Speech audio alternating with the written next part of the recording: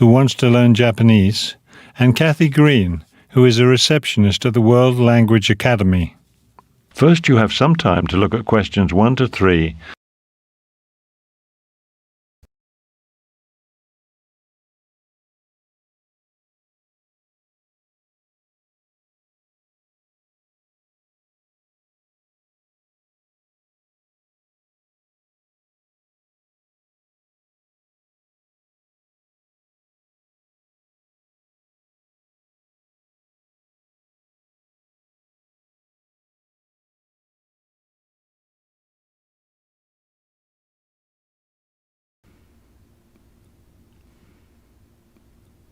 Good morning. May I help you? Yes, I'm Mark Winston, and Oh, excuse me, Mr. Winston. World Language Academy. This is Kathy Green. May I help you? No, this is a private language school, not a travel agency. No problem at all. Goodbye. I'm sorry, Mr. Winston. Now may I help you? Yes, I hope you can. I'd like to sign up now for a Japanese class next week. Classes start next week, and we have lots of Japanese classes to choose from. Have you studied Japanese before? No, I haven't. I'm a beginner. I'm planning to visit Japan next summer, so I want to learn a bit of the language. That's great. Japan is a wonderful place to visit. I spent a month in Tokyo last year, actually, and I even climbed Mount Fujiyama. Really?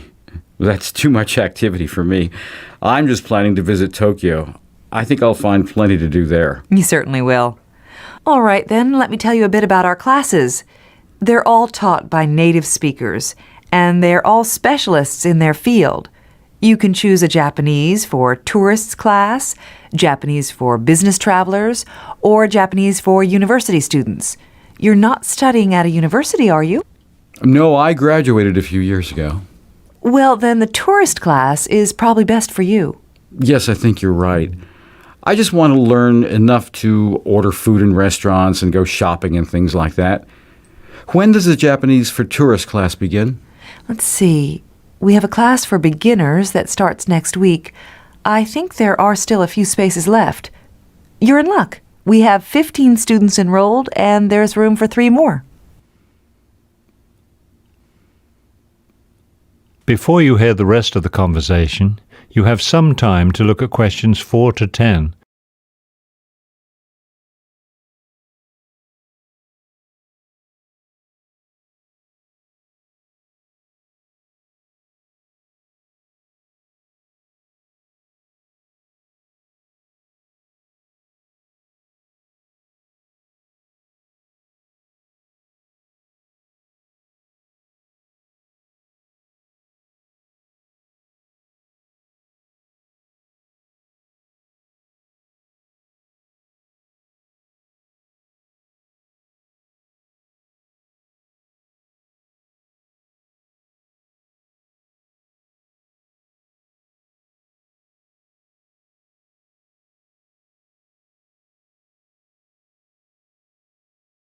Now listen and answer questions 4 to 10. When does that class meet? Every Monday, Wednesday, and Thursday from 5:30 until 7:30. That's a bit early for me. I work until 6. Don't you have a class that starts later in the evening? No, not for beginners. Let's see. We have an afternoon class on Monday, Wednesday, and Thursday from 1 to 3. Oh, but that's an intermediate class. What about mornings? We have a beginner's class that meets 5 days a week, Monday through Friday from 9 a.m. until 10 a.m. Could you do that? No, I work all day. I only have evenings and weekends free. The advanced class is Tuesday and Thursday from 7:30 to 9:30, but you've never studied Japanese before, have you? No, I don't know anything about it. Well, we have a beginner's class on Saturday from 9 in the morning until 2 in the afternoon. 9 until 2, that's a long class. We also have private tutors. Actually, I usually recommend private tutors because they give you individualized attention. You're the only student in the class, so the tutor teaches you according to your specific needs. It really is the best way to learn a language. It sounds great. I'd learn a lot that way, wouldn't I? You really would. And it's very convenient. You can arrange to meet with your tutor at whatever time suits you. Fantastic. How do I sign up? Well, how many hours a week do you want to study? We usually recommend 3 to 5 hours a week for a minimum of 4 weeks. Okay, I'll start with 3 hours a week. Great. You can send us a check to cover the first week of classes, or you can pay now by credit card. 3 hours of private classes comes out to $300, plus a $25 registration fee. $300? That's $100 a class. And it's certainly worth it. You'll be studying with a native speaker of Japanese, and all our tutors are professionally trained in the latest teaching methods. You'll be getting the best instruction money can buy. But $100 a class, that's over $1,000 for a month of classes. I'm sorry, but I just can't do that. Then take the Saturday class. It's only $300 a month, and it's small. There will be only 4 or 5 students in it. Great, I'll take that class. Can I pay by check? Yes. Just bring your check to the first class. See you next Saturday at 9 o'clock. That is the end of part 1. You now have half a minute to check your answers.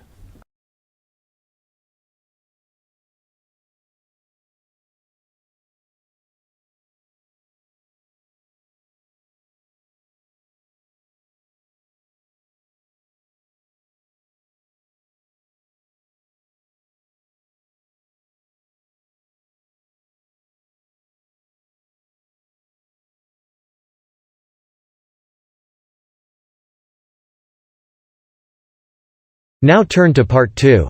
Part 2. You will hear a guided tour of an old mansion.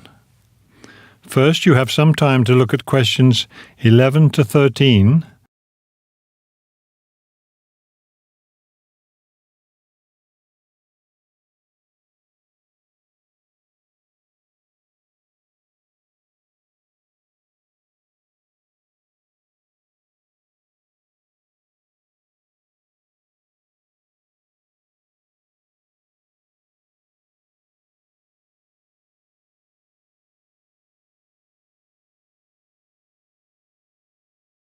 As you listen to the first part of the talk, answer questions 11 to 13.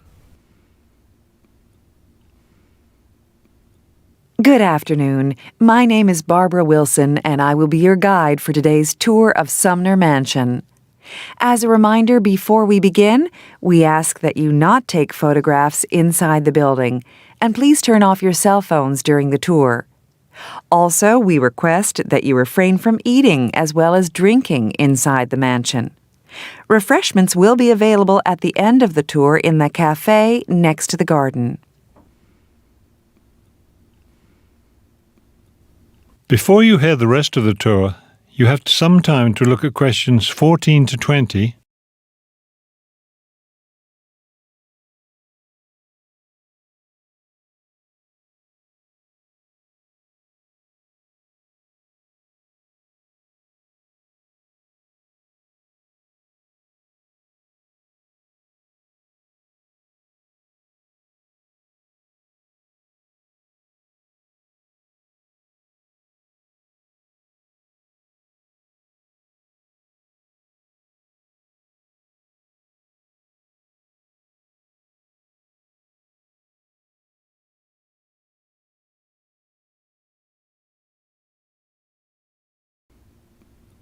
Now, to begin, here we are at the main entrance.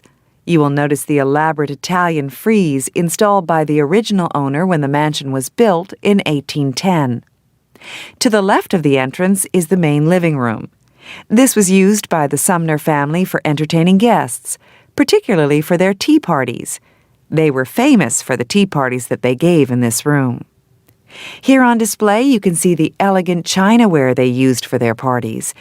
There are several sets of china imported from abroad. Let's go over to the other side now. This room to the right of the main entrance is the dining room. Of course, the family meals were served here, but the most interesting thing about this room is the art. The Sumners collected a lot of art, and some of the finest pieces of their art collection are displayed in this room. On that wall opposite, you can see a large painting of a garden. Mr. Sumner bought that on a trip to China in 1825. You will also notice several smaller pieces of Chinese art, as well as some portraits of the family. Behind the mansion are the famous Sumner Gardens. Right now you can see a spectacular display of roses. The tea roses are especially nice, and there are many other varieties of roses as well. The guided tour will not continue into the garden. You can enjoy it on your own. Don't forget to stop in at the cafe before you go home for some tasty hot or cold tea and pastries. You enter it through the garden, but it's just behind the living room. There is also a small display there of kitchen tools used in the original mansion kitchen, which I am sure you will enjoy viewing. If you feel disoriented after walking around the gardens, don't worry. Remember that the parking area is just beyond the cafe, so it's a short walk back to your car. Also, please remember that the grounds close at 5 p.m., as we are still on our spring schedule.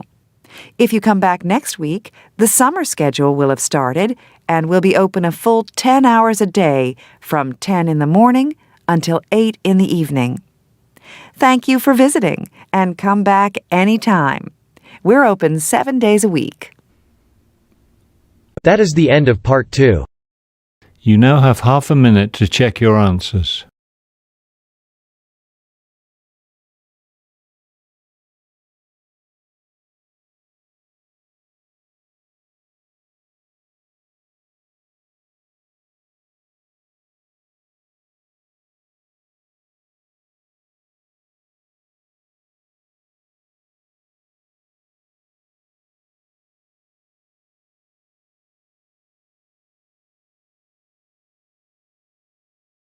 Now turn to Part 3.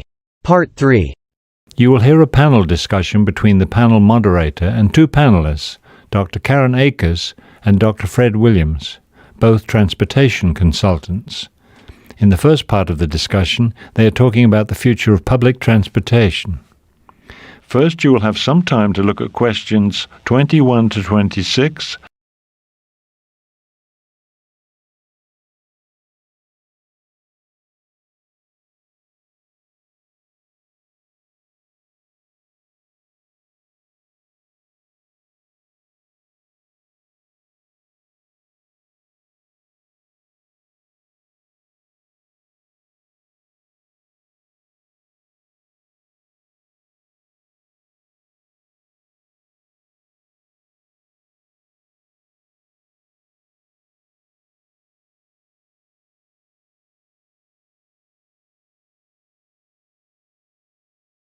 Now listen carefully and answer the questions 21 to 26.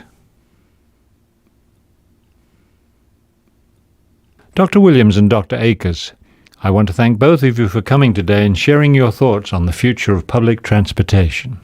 Glad to be here. Thank you. Let me ask you first, Dr. Williams. Traffic congestion is becoming more and more of a problem, and it's spreading. We're used to traffic jams in cities, but now we find traffic problems on many major highways that run between cities. What solutions do you see for the future of transportation? Many transportation experts, myself included, are excited about the potential of high-speed trains. These trains are having a great deal of success in Japan and in several European countries as well. They've actually been around for a while, since 1964, in fact. The first high-speed train was put into operation that year. What would the speed be exactly of a high-speed train? How would you define high-speed train? We usually call a train high-speed if it's capable of traveling at 200 kilometers an hour or faster.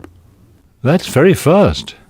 It would seem to open up a lot of possibilities for transportation between cities. Yes, that's right. 50 years ago or more, conventional trains were the major form of transportation between cities. Of course, they weren't high-speed trains, but nobody expected that then. Those old trains provided frequent, reliable, and affordable long-distance transportation, and most people used them. Then things changed. Cars and highways were improved, so more and more people started driving cars.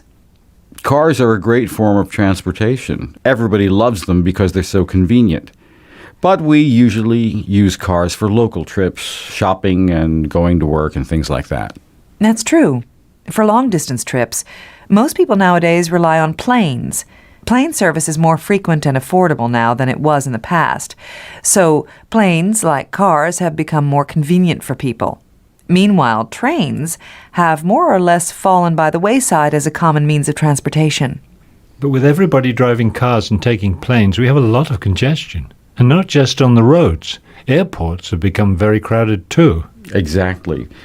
We have congestion everywhere now, so we need to look at new forms of transportation. Before you hear the rest of the conversation, you have some time to look at questions 27 to 30.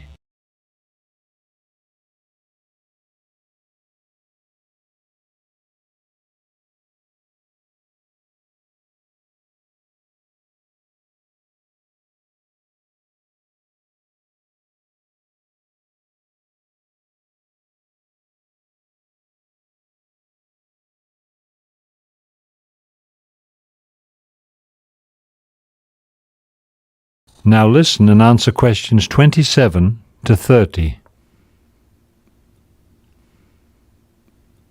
And that's where high-speed trains come in. They offer several advantages over both cars and planes. When you take everything into consideration, getting to the train station, boarding the train, and all that, a high-speed train gets you to your destination just about as quickly as a car.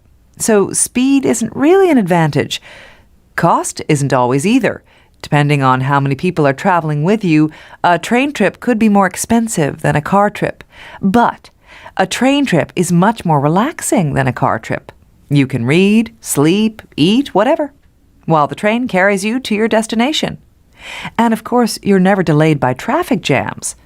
To my mind, these are great advantages. Yes, I can really see the advantage of the train over the car. But what about planes? Planes are much faster than cars, so that's a big plus for planes. Not necessarily. For trips shorter than 650 kilometers, high-speed trains can actually be faster. Checking in at the airport and going through security takes a long time. You don't have that kind of delay with a train. Also, trains can carry more passengers than planes. They can also offer more frequent service. So for your medium-distance trips, they really are faster than planes. That is the end of part 3. You now have half a minute to check your answers.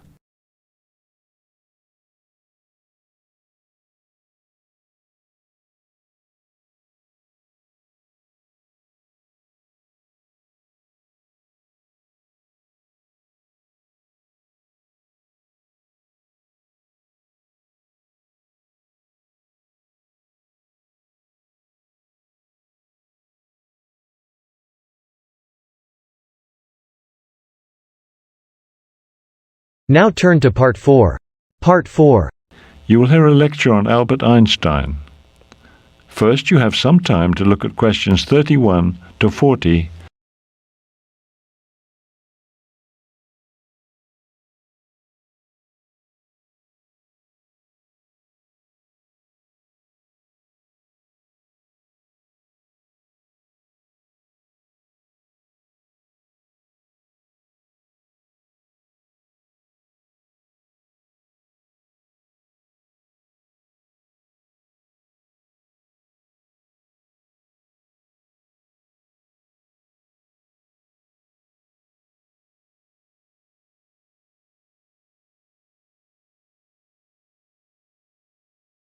Now listen carefully and complete the timeline in questions 31 to 40. Today, I want to talk about the early life of a man whose name is synonymous with genius, Albert Einstein. He's well known, of course, for his work in physics, especially his theory of relativity. This is a term that everyone has heard, but few laypeople, and I do not mean to include you in this group, but few non-physicists understand. Equally incomprehensible to most people is why Einstein, the genius, did so poorly at school. There are some questions, actually misconceptions, about his early life, particularly about his lack of success in school, that I want to clear up for you. Let's look now at some true facts about the life of this famous man. Albert Einstein was born in Germany in 1879. As a child in school, he had a reputation as a slow learner. Now, there were a couple of theories about why he could not keep pace with his classmates. He may have had some sort of learning disability. We don't know for sure. Another theory about his slow learning is that he may have suffered from a condition related to autism. Whether it was a learning disability or not, Einstein himself believed that his slowness actually helped him develop his theory of relativity. He said that he ended up thinking about time and space at a later age than most children, at a time when his intellect was more developed. He didn't even begin to study mathematics until he was 12. There are popular rumours that he failed his math classes, but this is actually not true. Mathematics was a later passion. His first was the violin. Like many intellectuals, Einstein had a passion for music. He started his study of the violin during elementary school and continued playing the violin for the rest of his life. When Einstein was 15, his family moved to Italy. Soon after that, his parents sent him to Switzerland, where in 1896 he finished high school. After graduating from high school, he enrolled in a Swiss technological institute. In 1898, he met and fell in love with a young Serbian woman, Mileva Maric. Maric was a mathematician, and Einstein considered her his intellectual equal. Einstein received a teaching diploma in 1900. The next year, he became a Swiss citizen. Although he had his teaching diploma, he had a hard time finding a teaching job. In fact, he never did find one. A friend's father helped him get a job at the Swiss Patent Office. He began working there in 1902. His job involved reviewing inventors' applications for patents. When he looked over the applications, he often found faults in the applicants' drawings. He would make suggestions so they could improve their designs and better their chances for receiving a patent. The same year Einstein began working at the patent office, he and Mileva had their first child, a daughter. Although they didn't actually get married until 1903, their son was born the following year. There's no record of whether the two children inherited their father's learning disability. That is the end of part 4. You now have half a minute to check your answers.